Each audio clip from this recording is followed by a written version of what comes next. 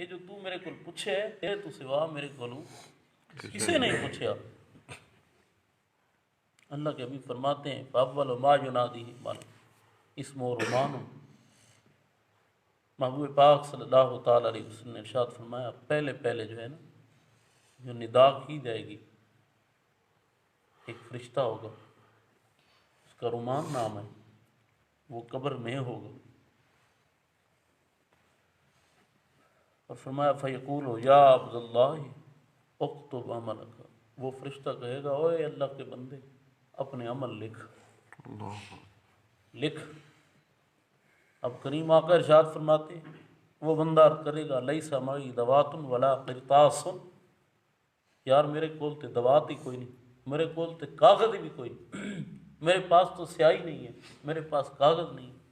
تو وہ فرشتہ کہے گا ہی ہاتھا بمانی باعدہ، کفنوں کا کرتاسوں کا، اوے اللہ دے بندے تیرا کفن تیرا کاغذ ہے، تیرا کفن تیرا کاغذ ہے۔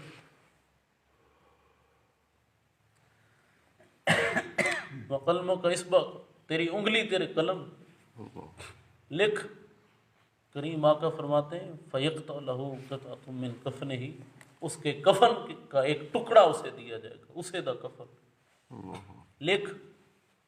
اللہ کے حبیب فرماتے ہیں ثم یجعل العبد یکتب، وہ بندہ لکھنا شروع کرے گا وَإِنْ كَانَ غَيْرَ كَاتِبٍ فِي الدُّنْيَا، بھاویں دنیا جو لکھنا نہیں جانتا، اگرچہ وہ دنیا میں لکھنا نہیں جانتا، اب حکم ہوا ہے لکھ تو وہ لکھے، بندہ لکھنا شروع کرے گا۔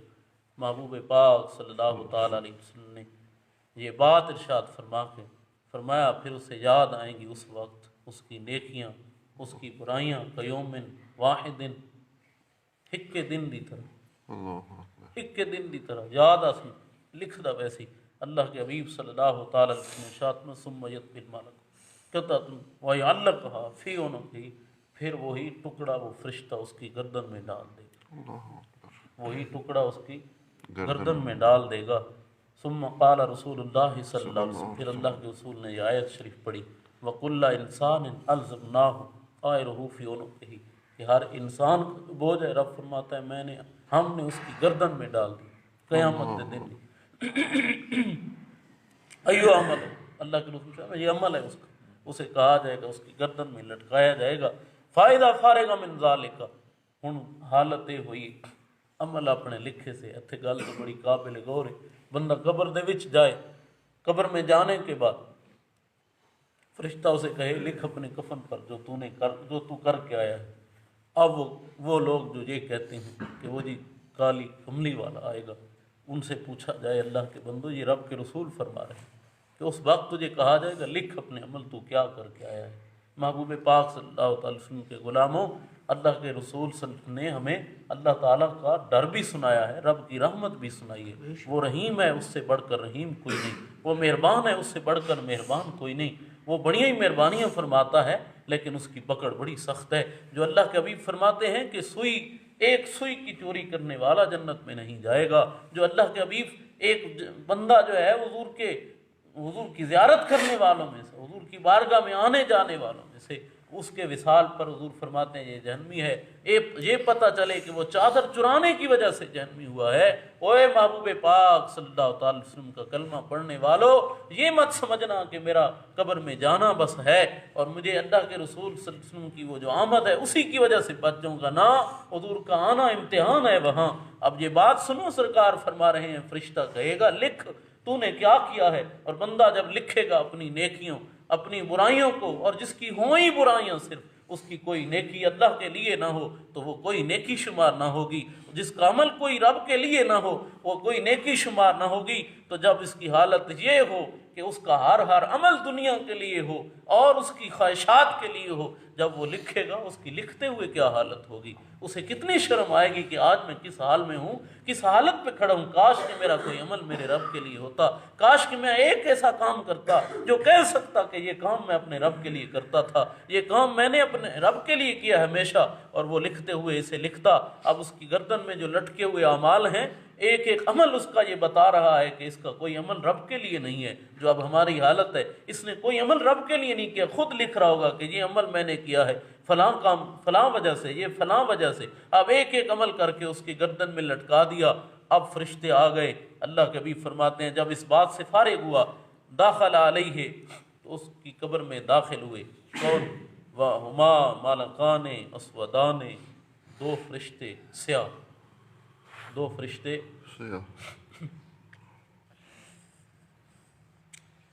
فرقان الارض. اللہ کے بھی نشاط میں زمین کو پھاڑتے ہوئے آئیں. حدیث شریف کے الفاظ. اے لسو بندہ دنیا تے قبر دی تو قبر دی جڑی حالت ہوندی ہے، قبر بند ہوئے دی اس ویلے تک کیا حال ہوندا ہے. دنیا تے بندہ جے بیٹھا ہوئے تے دو فرشتے تگڑے جائے بندے دی شکل وچ آون، تگڑے تے یکدم دیوار پھاڑ کے آون، کیا کیفیت ہوسی؟ بول دے نہیں کیا کیفیت ہوگی دیکھنے والے کی؟ اسے کتنا ڈر لگے گا. یکدم دیوار پھاڑ کے کوئی بندے دو نکلیں. اور پھر قبر میں تو ویسے ہی، وہاں تو ویسے ہی بڑی گھبراہٹ سی ہوتی ہے جیسے ہی دفن کر کے لوٹتے ہیں. حدیث شریف میں اس وقت ایسے بندے کو معلوم ہوتا ہے جس طرح سورج غروب ہو رہا. فرشتے جب آتے ہیں نا، وہ کیفیت ہوتی ہے قبر میں، سورج غروب ہونے کا وقت ہوتا ہے. محبوب پاک صلی اللہ تعالیٰ علیہ وسلم نے ارشاد فرمایا وہ فرشتے زمین کو پھاڑ کے آئیں گے. لہم عاشور، بڑے بڑے بال ان کے. محبوب پاک صلی اللہ علیہ وسلم نے ارشاد فرمایا کلامہما کالرعد القاصف، ان کا کلام اس طرح ہوتا ہے جیسے بجلی کی کڑک. بجلی کی کڑک کتنے گھنٹہ دی ہوتی، انہیں قطرہ نہیں ہوتی تو انہیں حل ویندی آتی، ہل جاتا ہے سب کچھ وہ آواز سن کے. لیکن ان فرشتوں کا تو کلام ہی اسی انداز میں ہوگا. کریم آقا صلی اللہ علیہ وسلم نے ارشاد میں وَعَيْنُهُمَا كَالْبَرْقِ الْخَاطِفِ، فرمایا ان کی آنکھیں اس طرح ہوگی جس طرح بجلی، وہ کڑک دی آواز تے بجلی انہیں اکھاں انہاں دی. محبوب پاک صلی اللہ علیہ وسلم ارشاد میں وَنَفْسُهُمَا كَالرِّيحِ الْعَاصِفِ، فرمایا ان کی سانس اس طرح ہوگی جس طرح آندھی. سا گھننے پہ ہونا تو انہیں لگتا جی میں آندھی چلی کھڑی. کریم آقا صلی اللہ علیہ وسلم نے ارشاد فرمایا بیاد کل واحد منہما، ان میں سے ہر شخص کے پاس لوہے کا ایک آلہ ہوگا. لو اجتمع علیہ فلان ما رفع، اور اگر اسے وہ دونوں جہانوں پہ رکھ دیں تو کوئی چیز اٹھ نہ سکے، اور اگر اسے وہ مار دیں تو ہر چیز ریزہ ریزہ ہو جائے دونوں جہان. کریم آقا صلی اللہ تعالیٰ علیہ وسلم نے ساری باتیں ارشاد فرما کے پھر حضور ارشاد فرماتے ہیں اس کی اگلی کیفیت ہے. حدیث لمبی تقریباً ایک صفحہ کی ہے، اس واسطے اتھے اس حدیث میں روک دیں. ایک کیفیت معلوم کرو کہ اس ویلے کیسی کیفیت ہونی کہ جلے فرشتاں دا آون دا تائیں تے محبوب پاک صلی اللہ علیہ وسلم جلے بندے دی روح قبض ہوندی ہے، روح قبض ہوتے وقت جو کیفیت ہوتی ہے اس وقت زندگی کا سارا معاملہ بندے کو برابر لگتا ہے. اگر وہ بندہ رہا ہو مشکلات میں، ہو مومن، اور جب فرشتے آ کے اس کی روح نکالتے ہیں وہ کیفیت، اور وہ بندہ ساری زندگی جو خواہشات میں گزارے، وہ ساری زندگی کھانے پینے میں عیاشیوں میں گزارے اور مومن نہ مرے، ایمان پہ نہ مرے، اس کی حالت کیا ہوتی ہے. یہ حضرت ابراہیم علیہ السلام حضرت جناب ملک الموت سے فرماتے ہیں کہ مجھے دکھاؤ نا وہ حالت کہ جب تم روح نکالتے ہو مومن کی اور کافر کی. وہ دکھاتے ہیں نا جب حالت اپنی کہ جیسے وہ کافر کی روح نکالتے ہیں، وہ بندہ جو ایمان پہ نہیں مرتا اس کی روح کیسے نکالتے ہیں. تو جب وہ حضرت ابراہیم علیہ السلام کو کہتے ہیں آپ دوسری طرف منہ کریں، اب دیکھیں، جب دیکھتے ہیں تو لمبا سا قد جیسے آگ نکل رہی ہو، لمبے بال، ڈراؤنی شکل، آپ بے ہوش ہو جاتے ہیں حضرت ابراہیم علیہ السلام. پھر جب ہوش آتا ہے اب مجھے وہ شکل دکھاؤ جو تم مومن کی روح قبض کرتے ہو. اب وہ دکھاتے ہیں کہ خوبصورت سا جوان ہے، اس نے خوبصورت لباس پہنا ہے، خوشبودار جوان کھڑا ہے.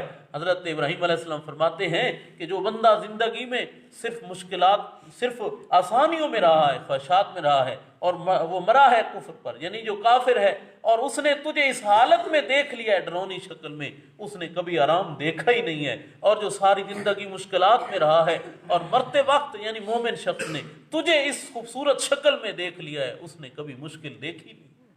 اس نے کبھی مشکل نہیں دیکھی۔ محمد پاک ان کے غلاموں، یہ بڑا ہی معاملہ ہے۔ اللہ کے رسول صلی اللہ تعالیٰ علیہ وسلم حضور ارشاد فرمایا کرتے یہ قبر تمہاری پہلی منزل ہے آخرت کی منزلوں میں سے، اس میں کامیاب رہے تو کامیاب رہو گے، اس میں ناکام رہے تو ناکام رہو گے۔ اور جو شخص یہ سمجھے کہ میں نے جناب والا قبر ہی ہے نا، یہ قبر ہی ہے، اس میں تو سرکار آئیں گے، میں تو پاس ہی ہوں، وہ یقیناً خسارہ پا جاتا ہے۔ اللہ کے بندو، اللہ کے رسول کا وہاں وہ سوال ہونا حضور کے متعلق، یہ تو امتحان ہے، اس بات سے مت بھولے رہنا، یہ آگے حدیث شریف ہے کہ وہاں میں صرف کامیاب ہوں۔ مومن وہ ہے کہ الایمان بین الخوف والرجا، مومن وہ ہوتا ہے جس کو خوف بھی ہوتا ہے رب کا، امید بھی ہوتی ہے رب کی۔ بزرگ فرماتے ہیں زندگی ساری رب کا خوف جو ہے اس کے ساتھ گزارو، مرتے وقت اس پر امید رکھ لو کہ مجھے رب پر امید ہے، وہ مجھے بخش دے گا۔ اللہ تعالیٰ جل شانہ ہمیں زندگی اسلام والی، موت ایمان والی نصیب فرمائے